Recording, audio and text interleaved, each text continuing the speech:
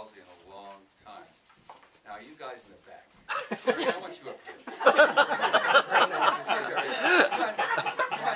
You want some seats up here. He's talking about you, Eddie. Trouble. Everybody come up. Come on, Jerry. Last. And then I am going to talk for a little while about this book, and then, this is the first time I think you could safely say there's been a book signing / jug band concert. Okay? I mean, this is publishing history. The publishing history, exactly. So I'll tell you a little bit about the book, and then we'll do some question and answers, except Mr. Murphy, just sit there and be quiet. Right? You're getting even, aren't you? You darned right. Darned right. I've waited decades. You would have won that Pulitzer if it hasn't. So, actually, can I borrow the book? I don't. This is the book.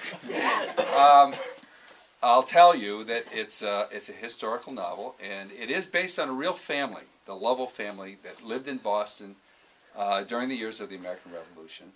And it was kind of happenstance or of good fortune that I discovered this family, because I actually started out to write a book about an entirely different book. I was going to write the book about a man named Dr. Joseph Warren, who in my estimation deserves as much credit for the American Revolution as George Washington, Ben Franklin, John Hancock. He was the first true intellect to sort of define what the colonials wanted to do, which was to gain their independence. But while I was reading about him, I kept hearing or reading about, in just anecdotes and in footnotes, about this family called Lovell. And I started to read more and more, and I suddenly realized, here's where the story is.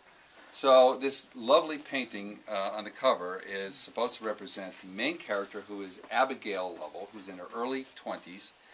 And it's a story about a family that was completely divided, or seriously divided.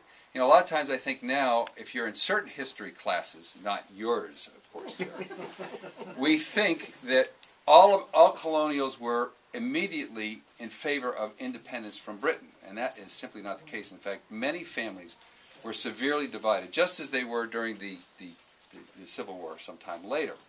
The Lovell family was in a situation where the parents, the father was the schoolmaster, the headmaster at the Latin school, which today is called Boston Latin. This is the oldest continuously running school in continental United States.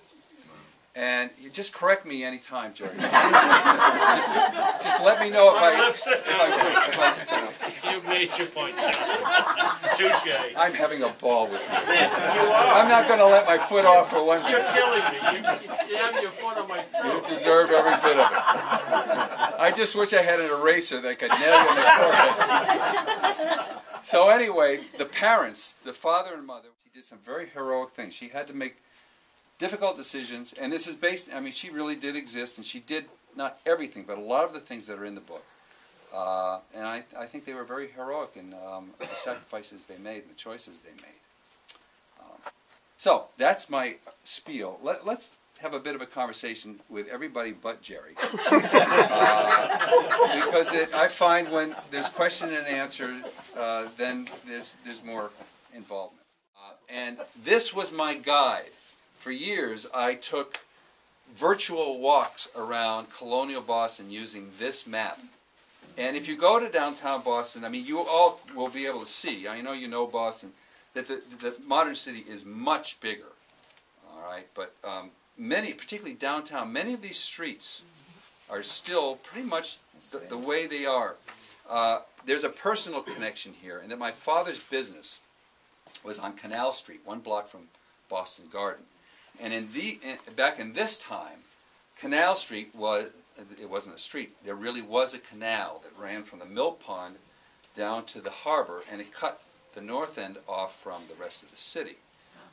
And I didn't know this when I was a kid, but now I know why Canal Street was named Canal Street. So I've always had this affection for Bunker Hill and Charlestown, that part of the city. But I lived up in Newburyport for the better part of a decade, and I used to pound nails and push a paintbrush and do that sort of thing on the old houses and buildings up there. So I have a great affection for the history there.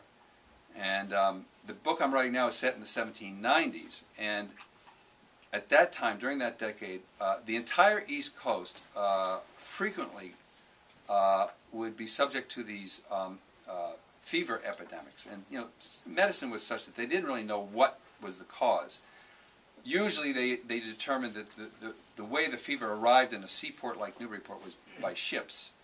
And the only thing they knew to do was to quarantine the whole city. So this is about Newburyport in the 1790s, when a fever breaks out. People are dying very quickly and in great numbers, and so they quarantine the city.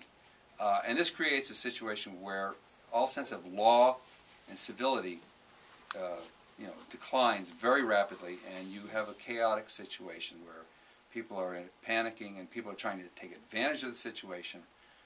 So that's the book I'm working on now. I don't actually have a title for it yet, but we're hoping it'll come out in the next year or so.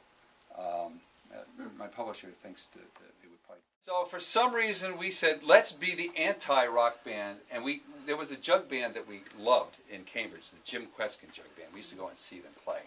And we said, let's see if we could do what they do. So we played acoustic guitars, and we played instruments, which you will see examples of in a moment.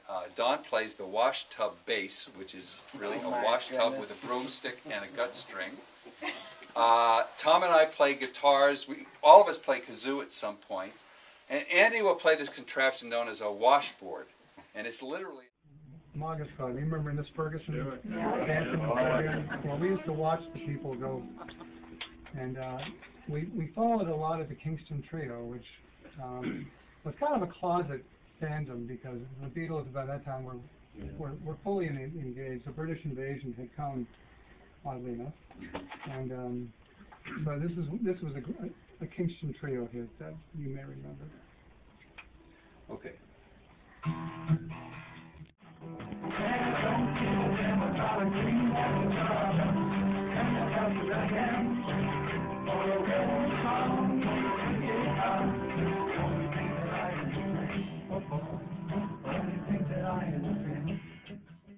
Got it.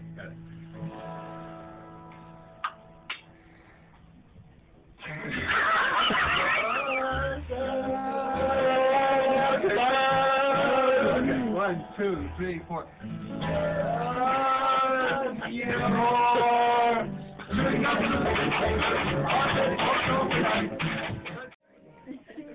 This is sort of a tearjerker, so try not to get too emotional.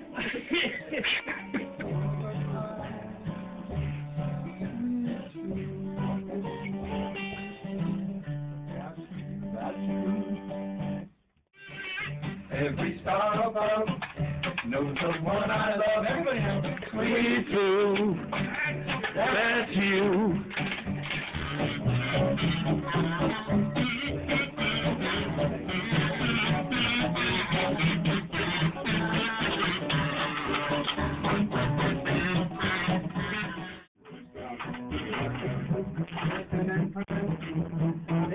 Red hot mama, crazy word.